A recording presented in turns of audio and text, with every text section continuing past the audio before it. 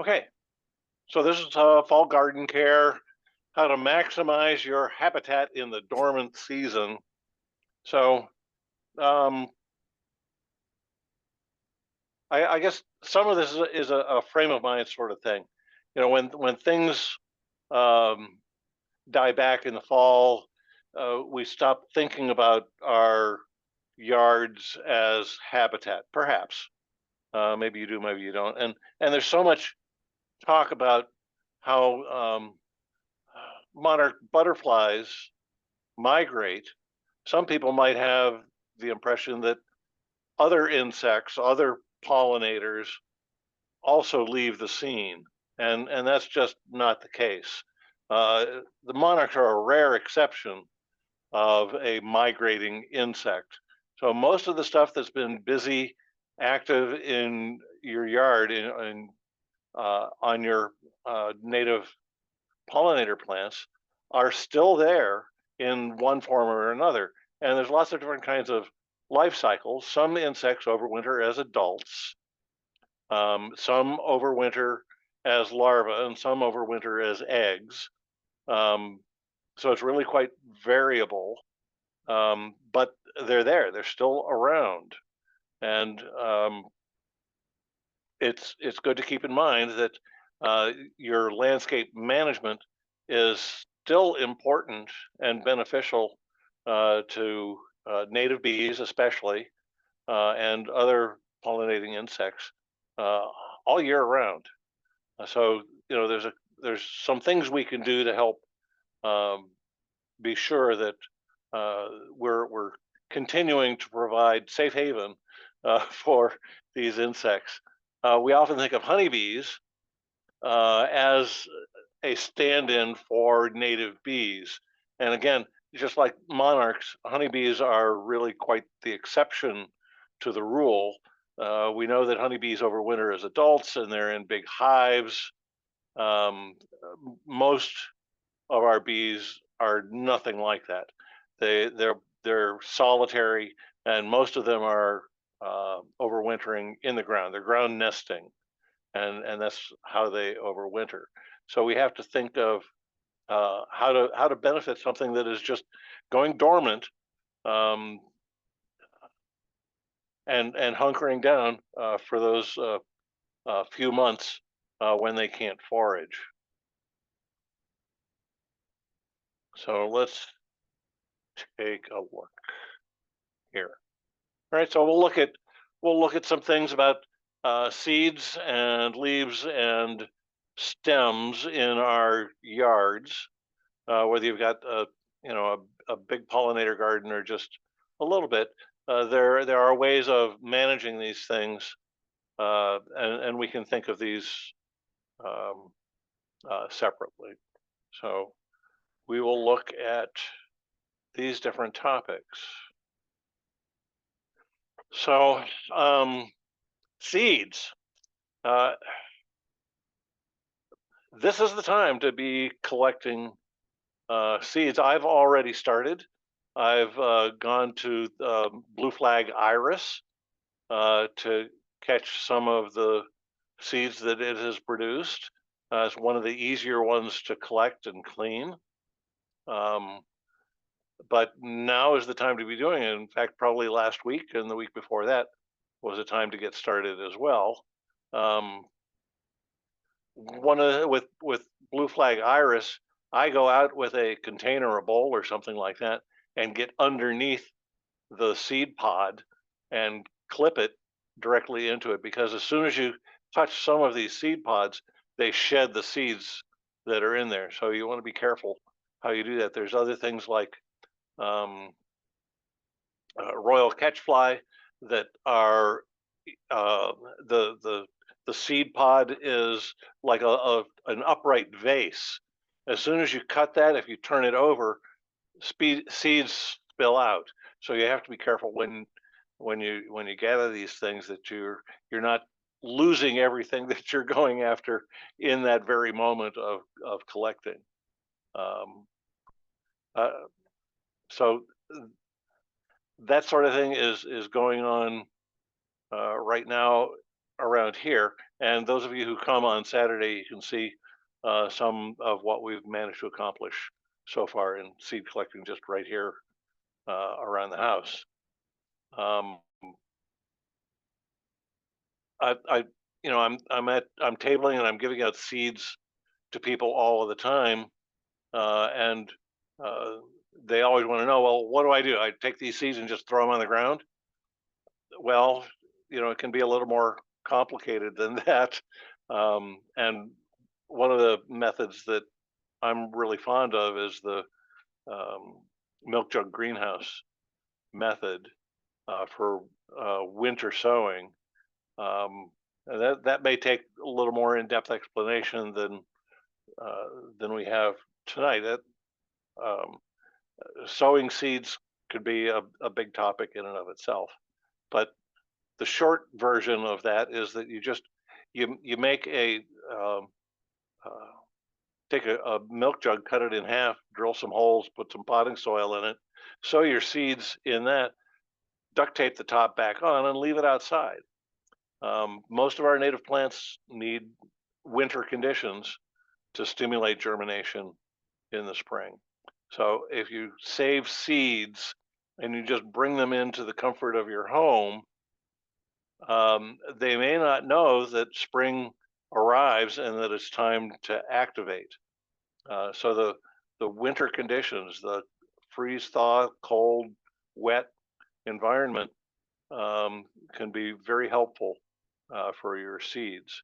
If you do sow directly, you just want to make sure that you've got good um, seed soil contact.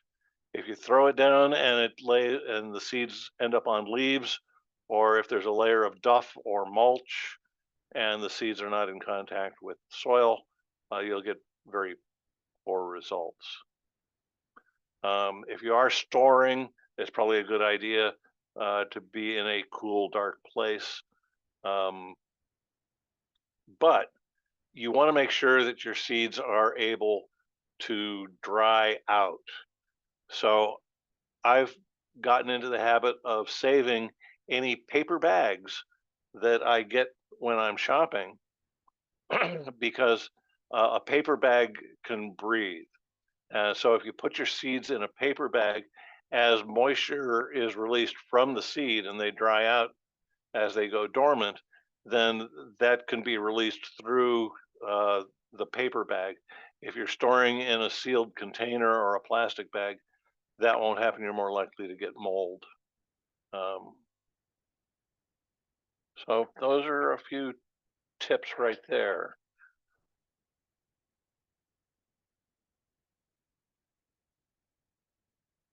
Um, One of the things I've been really challenged in collecting with is purple coneflowers. As you see here, if you're familiar with purple coneflowers, that spiky center disc on them becomes even more spiky when the seeds form. And they're really tough to handle because they're going to be poking at you.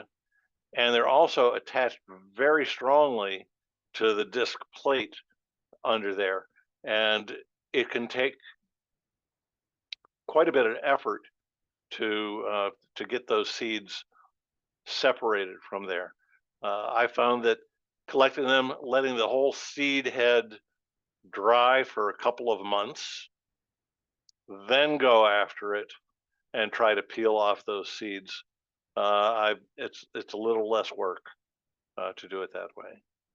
So each seed is unique. Each technique that the plant has for propagating itself is unique, and so there's a lot to get familiar with when you are collecting, saving, and planting seeds.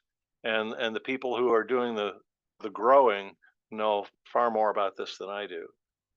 But it is a really interesting way to get better acquainted with the plants that you're growing, is to have that experience of harvesting the seed, and and then by spring in your milk jug greenhouse, now you've got dozens where you may have only had one or two before.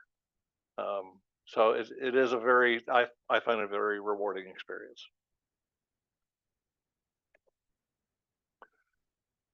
All right, leaves and lawn care. You hear a lot about leave the leaves.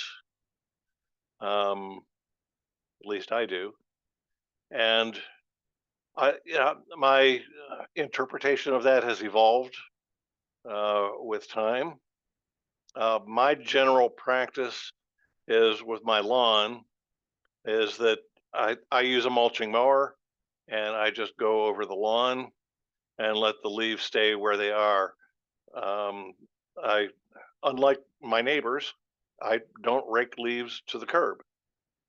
So if you think about the uh, nutrient cycle in a forest, you've got trees that take up nutrients from the soil and incorporate that into their own plant material, into their stems and trunks and leaves.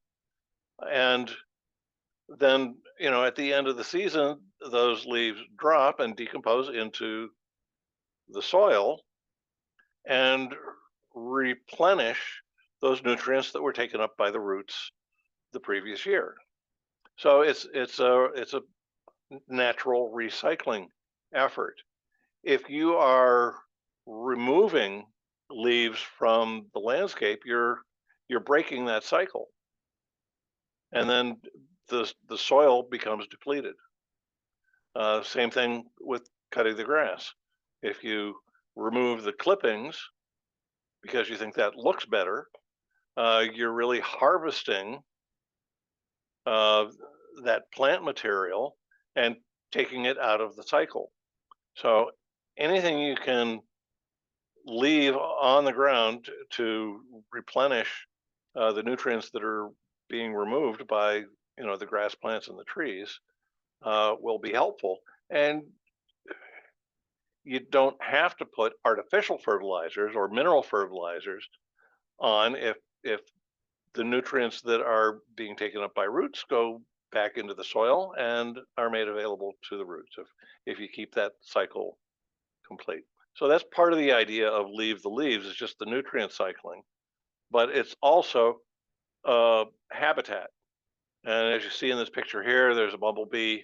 Um, it really helps bumblebees if they can first get to the soil that is underneath these leaves, and then that's an extra blanket um, of protection for the bees, because they're going to overwinter in solitary tunnels just a couple inches uh, under the surface, and having this cover helps. So here's a couple of facts I picked up from the Xerxes Society. Bumblebees, queens, burrow an inch or two in the earth to hibernate for winter. An extra thick layer of leaves is welcome protection from the elements. Tunnel nesting solitary bees, such as leafcutter and mason bees, need narrow tunnels or other tiny spaces in dead wood, hollow stems, or brush piles. So what to us may seem untidy by having brush pile or stems or a fallen log somewhere is actually habitat. If you've got the space, if you've got the means to preserve that, um, it'll be beneficial to wildlife. Red-banded hair-streaked butterflies lay their eggs on fallen oak leaves, which become the first food of the caterpillars when they emerge.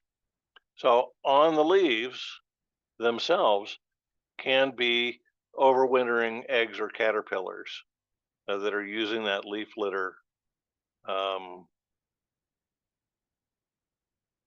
Luna moth caterpillars spin their cocoons in leaves, which fall as trees shed their foliage and lie hidden on the ground. So this wonderful big Luna moth that everyone is delighted to see disguises itself as a fallen leaf over the winter. Woolly bear caterpillars tuck themselves into leaf piles for protection from cold weather. And I've been seeing woolly bears frequently this last week or so. They're crossing the road right in front of me. So there's lots of different ways to participate in Leave the Leaves. If you just don't rake and let leaves fall on the lawn, it may be detrimental to the lawn if that's your concern, because um, if you block the light, if you smother the lawn, then it can be weak, because lawns don't exist in forests. So a layer of tree leaves um, is not compatible with that. But you can take leaves and you can rake them into garden beds. You can, if you've got space, and you can put them off to the side and let them decompose. Um, the leaves will make some of the best mulch that you can get. That's what native plants expect the soil to be enriched with, is fallen leaves. So it is the most suitable soil amendment that you can use. So leaf mold or leaf mulch is good and it's beneficial. And I wish more towns or whoever collects leaves with those big vacuum trucks in the fall, I wish they would leave them somewhere that people have access to and can recycle them, use them on their own properties. It's the best thing you can do for your native plants. If you can get aged leaves and mulch with those, um, you'll be doing pretty good. So keep in mind what habitat that you have, and uh, that leaves are a part of that, and you can use that to improve your year-round habitat and keep more diversity of insects and pollinators um, that make use of those leaves over the winter. Stems. Um, I'm not too worried about it, but I am concerned, and I'm aware that uh, not all of my neighbors appreciate the wild look of my yard. So I do some things to provide some curb appeal. So I'm not just managing for wildlife, I'm managing for the humans in my environment as well. So I try to make things look neat, and I can show you a couple of those techniques if you show up here on Saturday. Uh, but having it look like you've paid attention goes a long ways for skeptical neighbors who don't really understand what you're doing.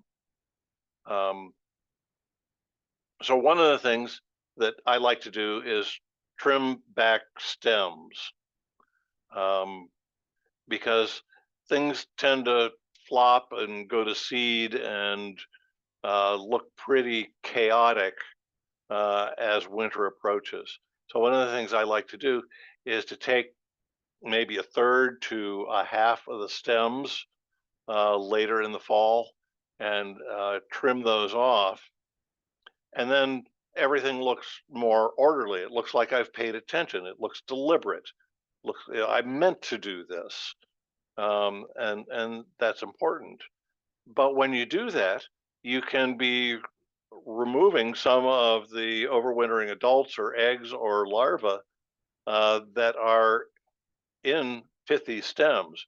So there's a lot of bees like this green sweat bee here that depend on stems and holes uh, for overwintering and for completing their life cycle. And so I have found a place behind the shed where I can pile the stems that I collect. So there there they are. They overwinter. They're undisturbed, and then in the spring, if there are eggs in there and the larvae hatch out or the adults emerge in the spring, they're fine. They've successfully overwintered because I didn't remove them from the property, and so the adult pollinators will be right back because I didn't do anything to remove them to the landfill or somewhere else. So the abundance and diversity of insects uh, will be improved if you can keep those stems. Um, and a brush pile can be winter habitat for many other things besides what is in the stem itself. Okay.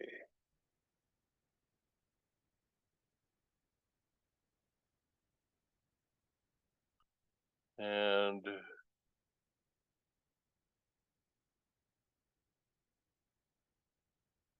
so here's stems. I think I got ahead of my slide. So basically, the bottom line was cut a third to a half of the stem, bundle over winter, set them aside, or even in the same pollinator garden, um, just kind of tuck it in amongst the stems. It'll look uh, it'll look cared for, and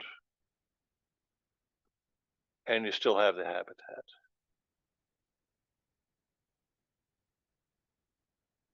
Okay, so I think that's the main thing for right now.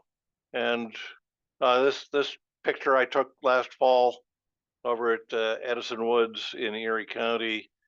The bright red is the Virginia creeper that was really showing off, that had climbed up the trunks.